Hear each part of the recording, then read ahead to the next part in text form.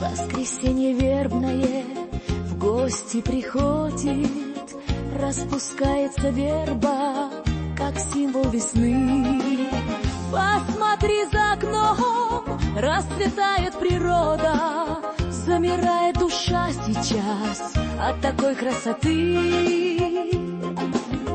Пусть исполнится все, о чем в жизни мечтаешь, будет в доме уют, а на сердце любовь.